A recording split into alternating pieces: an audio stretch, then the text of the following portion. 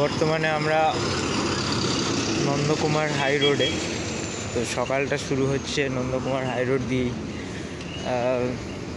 গন্তব্য হচ্ছে হলদিয়া। তো একটা সুন্দর স্কাইলাইন, সূর্য উঠেছে, সাথে গাড়ির আওয়াজ, ব্যাপারটাই আলাদা, একদম অন্য ধরনের।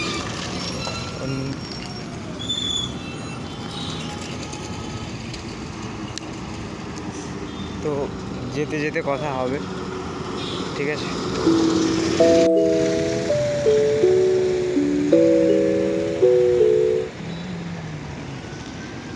ওই যে শহীদ মাতঙ্গিনী দেখা যাচ্ছে, এখানকার তাম্রলিপ্তের সব থেকে বড় যিনি আমাদের শহীদ মাতঙ্গিনী জানাকে বলা হয়, যিনি প্রায় তাম্রলিপ্ত সহ পুরো পূর্ব মেদিনীপুরেরই গর্ব, তার স্ট্যাচু। এটা একটা নতুন ইনগরেশন, যেটা প্রায় 10 বছর হতে যায়, যেটা বানানো হয়েছে। হ্যাঁ, তো খুব সুন্দর হয়েছে এই পার্কটা। এটা আগে ফাঁকা জায়গা পড়ে থাকতো, এখন খুব সুন্দর একটা পার্কে রূপান্তরিত করা হয়েছে এটাকে। তার পাশ থেকে গাড়ি হাই রোড, গোল সার্কেলটাই আছে। এই সার্কেলটারই ঠিক অপোজিটে এইটা হচ্ছে হলদিয়া যাওয়ার রাস্তা। আর এখানে একটা বোর্ড দেওয়া আছে যেখানে কিছু ট্রাফিক নিয়ম লেখা আছে, দুর্ঘটনা এড়াতে নিয়মগুলো মেনে চলা উচিত সবার।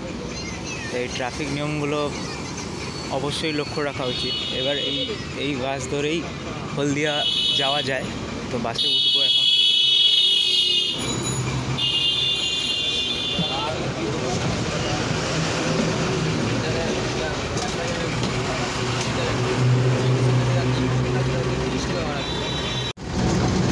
এই ওভারব্রিজটা দিয়েই সোজা একদম হাই রোড ধরেই হলদিয়া। আমাকে যদি বুঝিয়ে বলি তখনই বুঝতে পারবো। ম্যান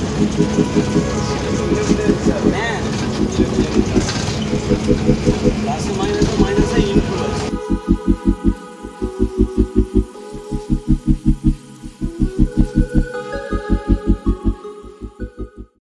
তো এটা হচ্ছে হলদিয়ার রানীচকের নবনির্মিত হচ্ছে ওভারব্রিজ, ফ্লাইওভার যেটাকে আমরা বলে থাকি। এটা ডাইরেক্ট, এই লাইনটা ডাইরেক্ট কানেক্ট করে ডককে পুরো সিটির সাথে, বাদবাকি হাই রোডের সাথে লিঙ্ক আপ করে। আর ওই লাইনটা কানেক্ট করছে টাউনশিপকে আমাদের বাদবাকি হলদিয়ার সাথে, আদার লাইনের সাথে। আর আমি এগিয়ে চলছি বর্তমানে যে আমাদের যে ইন্ডাস্ট্রিয়াল বেল্টটা, এরিয়াটা, ডকইয়ার্ডটা, সেটা একবার ভালো করে যাতে একটুখানি মুহূর্তে একটু ঝলক যাতে দেখতে পারি, সেই জন্য এগিয়ে যাচ্ছি। আর নিচে রেলের লাইন, হ্যাঁ, নিচের রেল লাইন।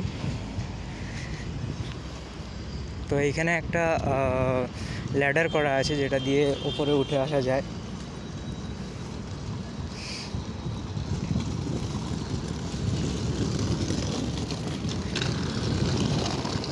তো সবাই উঠে আসছে দেখছেন। এই ল্যাডার দিয়ে নিচেও নামা যাবে, কোনো অসুবিধে নেই।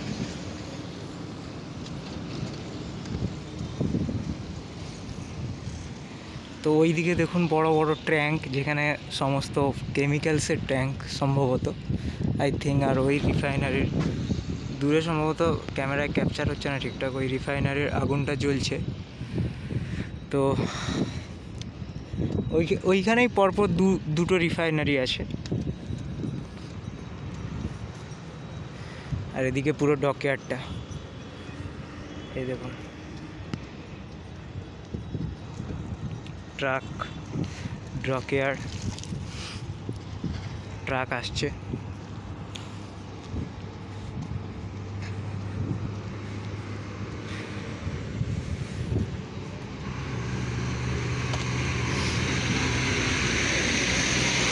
তো আগের ভিডিওতে, আগের ক্লিপটায় যা দেখলেন প্রায় সেম থিং আমি আগের ক্লিপটা বাস থেকে তুললাম, এবং এটা এখন নিচে নেমে আমি তুলে দেখাচ্ছি।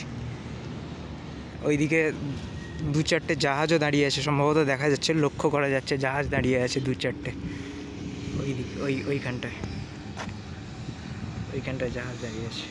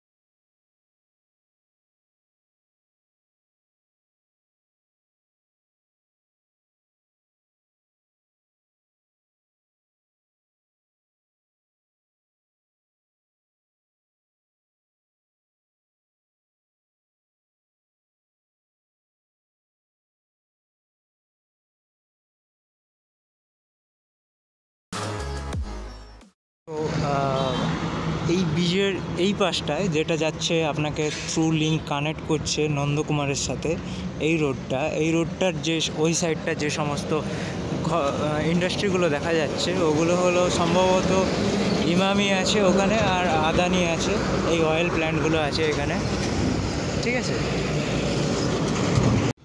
তো এইবার একটু নিচে নেমে দেখে আসা যাক পুরনো রানীচক যে স্ট্যান্ডটা ছিল কেমন আছে এখন। অনেক দিন পর, প্রায় বছর তিনেক পর এই ব্রিজটা কমপ্লিট হতে সময় লেগেছে, বছর তিনেক পর আমরা এসেছি এখানে। তো দেখা যাক কেমন আছে।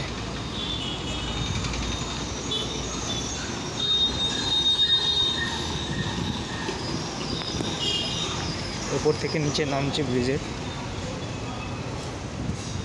এই দোকানপাটগুলো বেশ আগে খুব জমজমাট চলতো, এখন প্রায় ফাঁকা, ধুধু করছে এই দোকানপাট বলুন। আর এই রাস্তাটা আগে প্রায় সবসময় ভিড়ে গমগম করতো, তো এখন প্রায় ধুধু মাঠ, সব ওভারব্রিজ করে দেওয়ার জন্যে। সম্ভবত যাত্রীদেরও হালকা অসুবিধার মুখে পড়তে হয়, কিন্তু আস্তে আস্তে সবাই মানিয়ে ফেলবে, নতুন নিয়মের সাথে সবাই খাপ খাইয়ে নেবে। এটাই তো মানে এটাই হচ্ছে জগতের নিয়ম।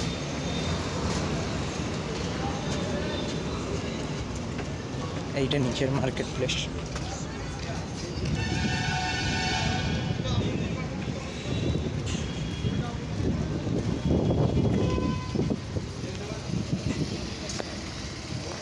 তো আফটার অল সারাদিনের পর এবার তো বাড়ি যাওয়ার পালা।